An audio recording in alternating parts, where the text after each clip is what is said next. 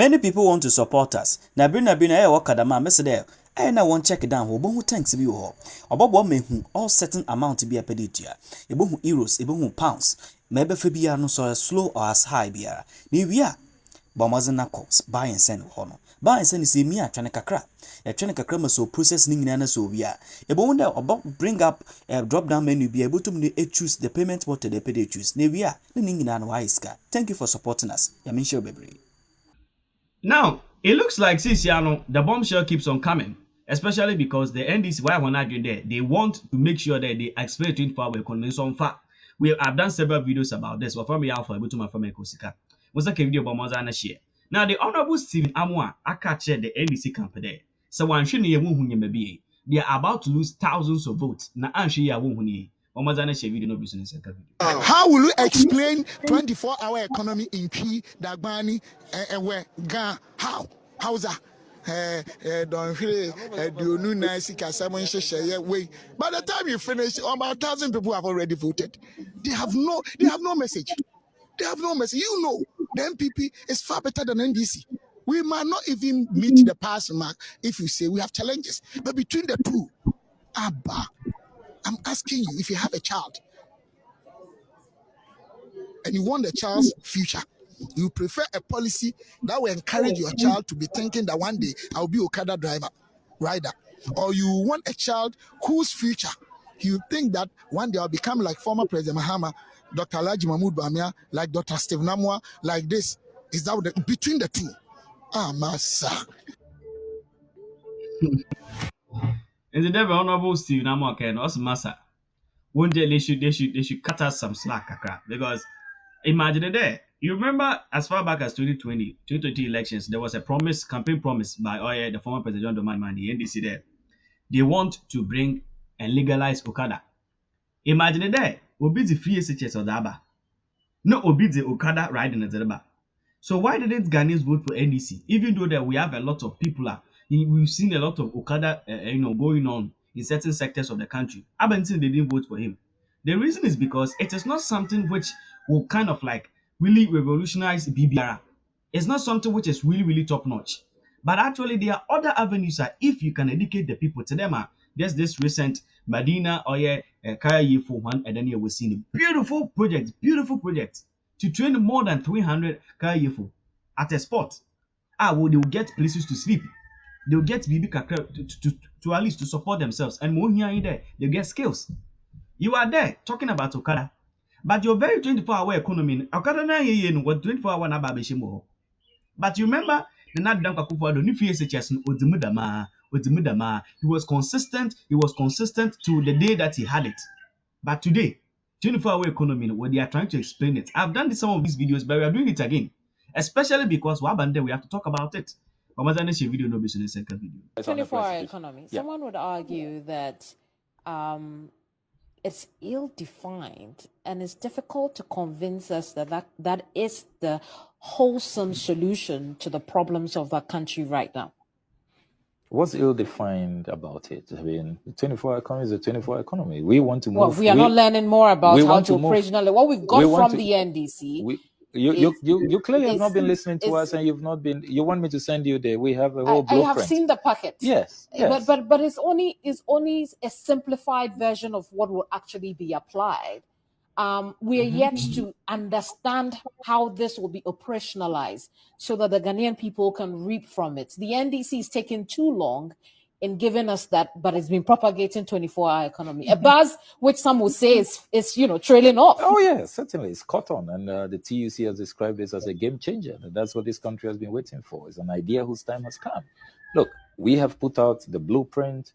We have said that the flag bearer is just teasing out portions of our manifesto.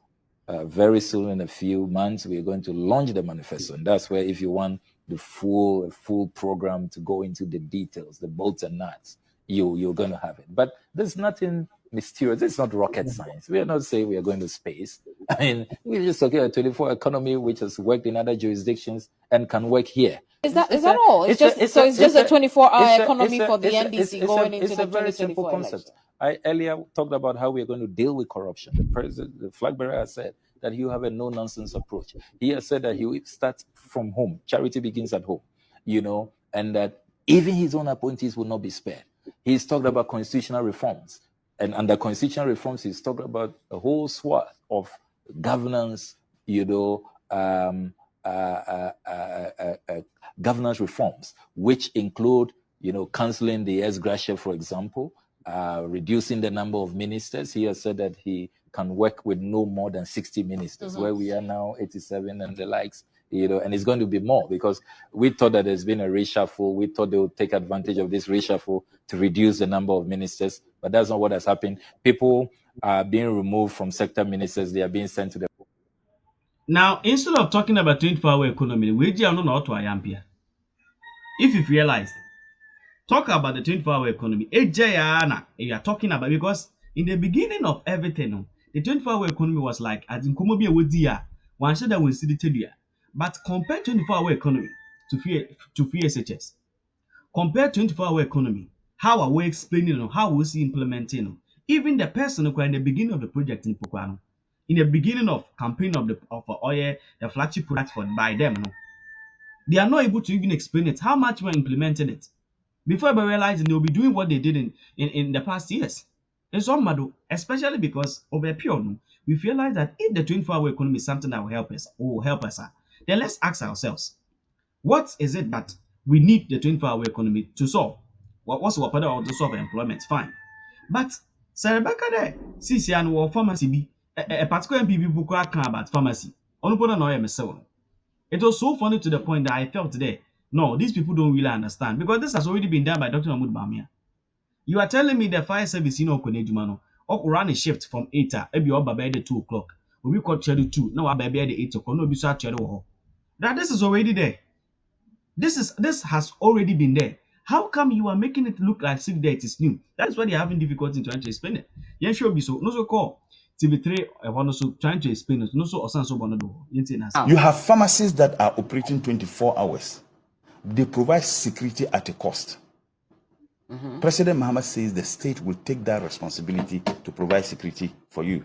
Fuel stations no longer run 24 hours, except few. So hold on. I'm just trying to understand. So if I should open my business at night, I shouldn't pay for security. No, yes, the state government will pay for security for me. That is what the President Mahama said. Is that possible? No, President Mahama says that we are going to focus on private entities, particular manufacturing and industries. He made mention of even fuel stations. He made mention of pharmacies. The responsibility to maintain security in the state is the responsibility of the police. And the reason why fuel stations, only few, are running 24 hours is because of how reckless they have managed security of this country, that fuel stations were attacked by armed robbers. We used to have fuel stations. I'm coming. But for a long time, fuel stations have been I'm closed saying that at the night. reason why they have been closed at night happened under their administration. How is that so? President Mahama says that, look, we will provide security for industries and businesses who apply to take advantage of the 24-hour economy. And government will pay for security? The government will provide security. What are the police there for? Do we have the money for that? Don't we have police officers who can patrol the streets? No, but you're talking about security. I mean, a lot of these businesses have their personal security. I am saying that the president says that personal security, which you spend so much money, for which reason you can run your pharmacy 24 hours, the state is going to take that responsibility. That is the 24-hour economy. At what cost? Oh, at the cost of the state. Do you know how it will benefit the state? If you have manufacturing and industries, the other advantage of it, Bella, is that when you have multiple shifts, in manufacturing and industrial sector, if you have a company that has the capacity to employ, let's say, 150 people, but they can only employ 50 people, because the 50 people will start work from 8 a.m. to 4 p.m. That manufacturing company would have loved to produce throughout the 24 hours. But those individuals who work from 8 to 4 can work from 8 till the following morning. That company will now have the opportunity to employ people and run them 3 shifts or 2 shifts. What happens to unemployment? What happens to employment? Employment would increase. Is that not the case? What happens to productivity? Productivity would escalate. What happens to the economy? The economy will grow. They are thieves. A Kronfor, old educated thieves. They go to school, and because of that, we believe that they are brilliant. put them in responsible positions. If we had put Atai in there, it would have even been better. Today, when I was coming to the studio, I saw a write-up somebody put up in front of his house, and I smiled.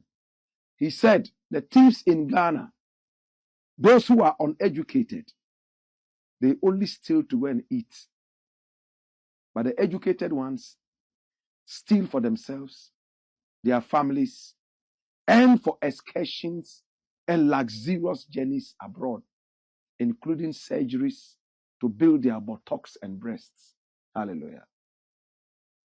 So the ordinary uneducated thief is stealing so he can buy kinky and fish. He's stealing so he can take care of his pregnant woman at home. He's stealing so that his wife's hospital bills can be paid. But the educated thief has all these things at his or her disposal. The hospital bills are paid by the government. Oh, excursions are paid for. But he will still steal. That's the educated thief. He's a more dangerous thief than the uneducated thief. You know why? Now, the uneducated thief steals with a gun, at most, gun. But the educated thief steals with a pen. No bloodshed, yet there's more bloodshed than the uneducated thief stealing. Because when they steal from you, a lot of people are disadvantaged and they die premature deaths. Like in the case of the students who were supposed to get scholarships because they are poor but needy, brilliant but needy. But rich people have gone to usurp these scholarships, and these people, some of them get so frustrated they end up dying early deaths. This woman is an educated thief. Her name is Sedina, Tamakloe. She was one of the thieves that we trusted and put in office. She stole so much money. Nana Akufo-Addo himself had popo bili when he was giving the figure. They took her to court. And when she got to the court and the case was still on, she said she was not well. And the same court gave her the chance to travel outside the country for treatment. May I ask 2 questions? Come here, let me ask you those questions. Question number 1. Was there no doctor in Ghana qualified enough to take care of her? And therefore she needed to travel outside the country for treatment? Number 2, did they find out how much money she was going to take out of the nation at the time she was going to fly out? Was it genuine money? After she left, she decided not to return to Ghana because she realized that the thief's cover had been blown.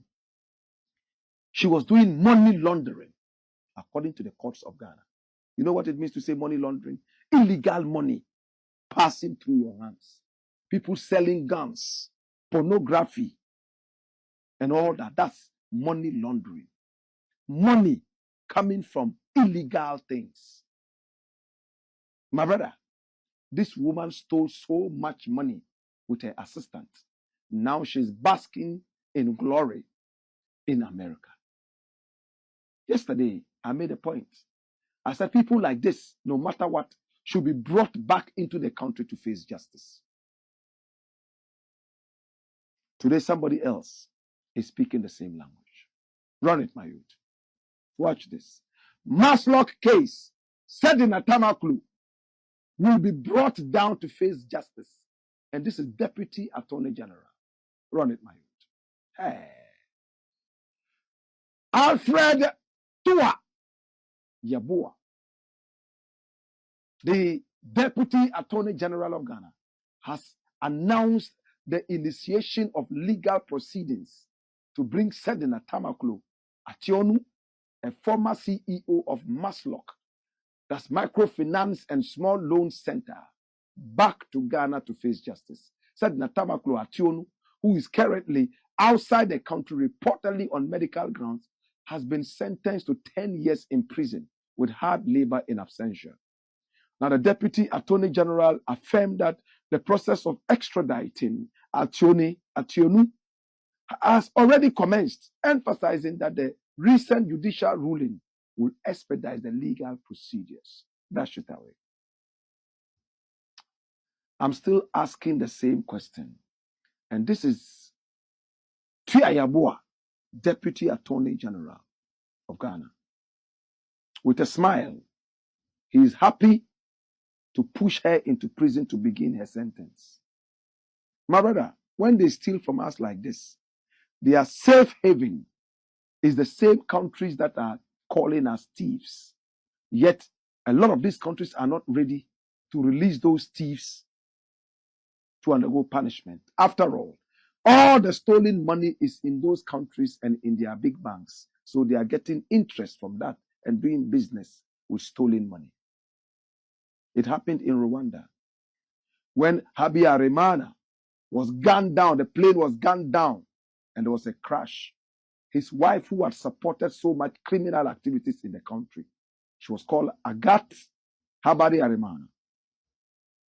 She ran to France, and they accepted her and even gave her asylum. The man who built the radio station that killed a lot of people by the pronouncements they made about the genocide that started in 1994 was also given asylum and much more. So the same people who call us thieves and useless, when our thieves run to them, they accept them. After all, our thieves are saving in their banks. I pray that this time round they bring down this woman. But it looks like an exercise in futility to me. It looks like a wild goose chase. But to God be the glory. We shall watch and keep watching until it's done. If the authorities won't bring her here, we shall use spiritual means to strike her with thunder and lightning, give her ovarian cancer, cancer of the vagina, cancer.